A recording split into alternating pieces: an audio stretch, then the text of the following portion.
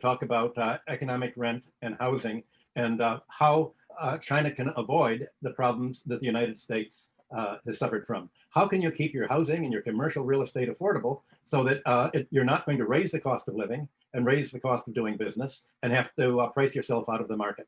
Now, to put this another way, how can you avoid catching the American disease of rising housing prices that force new home buyers to go deeply into debt, into mortgage debt to buy a house? So much debt that they have less and less income available to spend on goods and services. That's called debt deflation. And you also have rent deflation. If rent rises, then you have less to spend on other things. If you have to go into debt to buy housing, then you have less to spend. That is the problem that the Americans have right now. Now, so far, China and other countries have avoided many of the American problems of finance capitalism. For instance, you've avoided privatized medical and healthcare. That absorbs 18% of the American GDP. You've also avoided the student loan problem of having to borrow maybe $50,000 for each class you take, and that leaves a big heavy debt that leaves graduates unable to spend very much or even to get a home of their own. In America, more and more graduates have to stay living with their parents because of the heavy student debt, because America charges for the education. Now, all of these financial costs are responsible for post-industrializing the United States. So it obviously is advisable for China to treat banking and land ownership and education and healthcare as public utilities. That's what has enabled it to grow and so rapidly over the last generation. But if you come to the United States to study economics, the neoliberal economics taught here cannot explain your success. And it also can't explain America's post-industrial failure. Privatization of land rent, healthcare, education, and other basic needs financed by more and more debt is viewed as a way to get rich, not poor. People think that if you borrow to buy housing, if you go into debt for education to get a degree, somehow your economic situation will be improved. But it isn't being improved in the United States. It gets worse and worse because the cost of buying a house, the cost of getting an education, the cost of privatizing the whole economy has turned out to be why America's industry is going down and why we're importing more and more from China. So on the national balance sheet, the rentier wealth, that is wealth that comes from rent seeking, from house rents, for finance, for natural resource ownership, for monopolies. All of this rent seeking has grown much faster than wages or industrial investment. And yet few economists and policymakers seem aware privatization and financialization that's occurring reverses the whole ideology that marked industrial capitalism at its takeoff during the classical economists of Adam Smith, John Stuart Mill, people we spoke about in earlier lectures.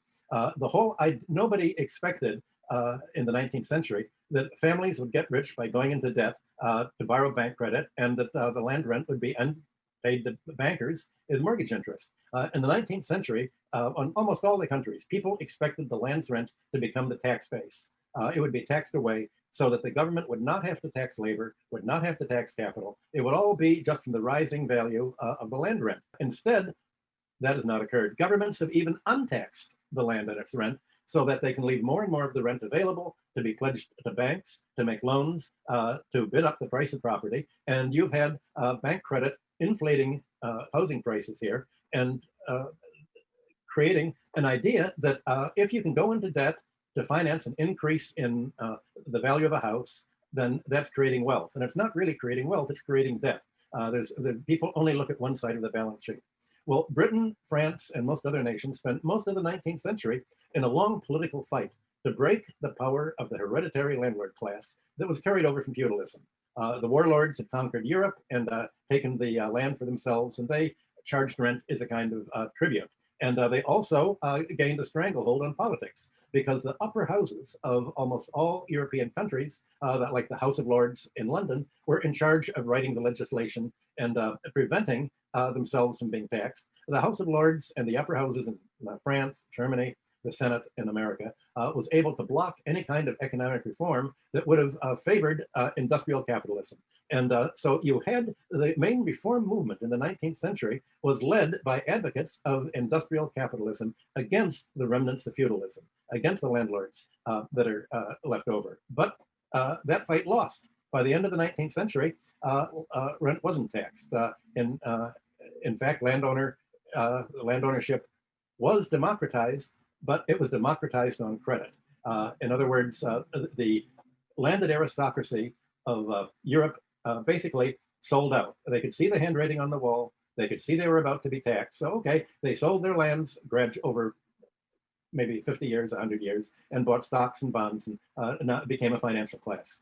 Well, as it became a financial class, that meant everybody could buy housing. And in America, 2/3 of Americans own their own homes. In Scandinavia, it's even more. About 80% of Scandinavians own their own homes. But obviously, if you're a worker living on a wage, how do you buy an expensive home? You have to borrow from a bank. So people borrowed in order to buy homes. And that seemed to be a very good thing at first. After World War II ended in 1945, borrowing to buy a home of your own, that became how to join the middle class. Home ownership became by far the main asset of the middle class, often the only asset, a small savings account, maybe a small retirement account. But if you look at the balance sheet of wealth in the United States, middle class wealth is mainly in their homes. But it's more and more of this wealth in their homes is owed to the bank. So now most of the ownership of real estate in the United States is owned to the bank, not to the nominal homeowner. So less and less is being left debt-free for the middle class to avoid, and the middle class is becoming what you could say a debtor class. Homeownership became the major asset, and because housing prices were going up, mainly the price of land. Bank profits also soared because the banks are getting rich off real estate mortgage. In America, about 80% of bank loans are mortgage loans for houses. So the banks and the financial sector have almost merged into a common sector. The homeowners after 1945 did get rich pretty much from 1945 to maybe 1975. Only white people were allowed to. Black people were not allowed to get mortgages from banks.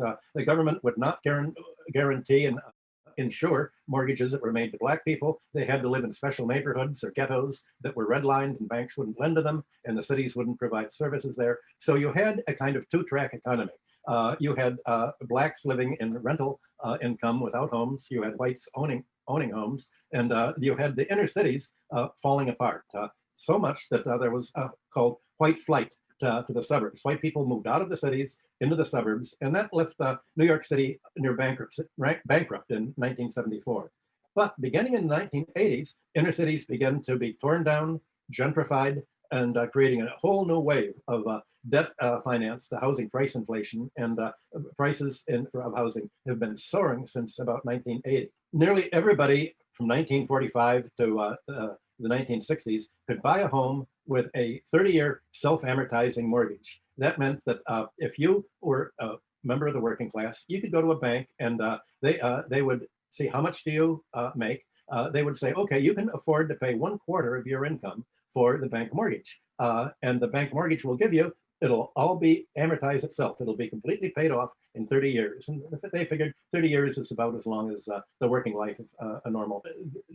Obviously, when the banks wouldn't lend more to housing, housing was affordable. It was affordable because housing is worth whatever a bank is going to lend against it. And I'm sure it's the same thing in China. I'm sure that as lenders lend more and more, people can borrow more and bid up the price of housing. Something like that occurred in the United States, especially after about 1980. And so real estate prices are bid up when banks lend more. And the US Federal Housing Agency would allow banks to lend more and more. And today, the Federal Housing Authority will guarantee up to 43% of the borrower's income can be spent on mortgages that the governments will guarantee. 43% of the income on housing. And that means that rents also go up because rental housing costs so much that people won't rent it out for that much. So you have a whole rent squeeze in the United States. And you can imagine paying 43% of your income for housing and having to pay for taxes, Social Security, student debt, credit card debt. This leaves less and less money available to buy goods and services. And that's largely why the market is shrinking. That's the opposite of what finance capitalism and classical economics wanted to see in the 19th century. So this whole financialization of real estate has required getting rid of the whole tradition of Adam Smith and John Stuart Mill and free markets. For them, a free market was a market free from rent, free from the rentiers, free from what had been the landowning aristocracy, but also free from rent. And that's not the kind of free market today. A free market today is free for banks to charge whatever they want free for the banks to get rid of the anti-usury laws, free for the rent seekers to reduce the rest of the economy to debt peonage. And this expanding financial layer, think of it as being wrapped around the production and consumption economy. And that's an inherent dynamic of finance capitalism. And the financial sector has merged with real estate and also the insurance sector. If you take out a mortgage in the United States, the bank says, well, you have to take out an insurance policy also, so that the insurance, if the house burns down or something goes wrong, you pay for the risk. We won't, the bankers take no risk at all in the United States. They cover themselves by putting all the risk onto the borrower. And yet the textbooks say that interest is a compensation for risk. But if interest is a compensation for risk, then interest rates would be zero, because there's no risk out to the bankers. The risk is all on the borrowers, all on the economy. And when people are insured, I've been insured against robbery, against breakdowns and piping. Insurance companies don't pay, or they try to postpone paying for as long as they can, often 5 years. The way to get rich in America, is just as in China and in Russia, is not to pay your debts. And who has the biggest debts are insurance companies, the financial sector, people like Donald Trump. He became a billionaire by not paying the debts to his workers, not paying his suppliers. That doesn't appear in the textbooks, but the economy doesn't work the way the law says the economy works, or the way that people think.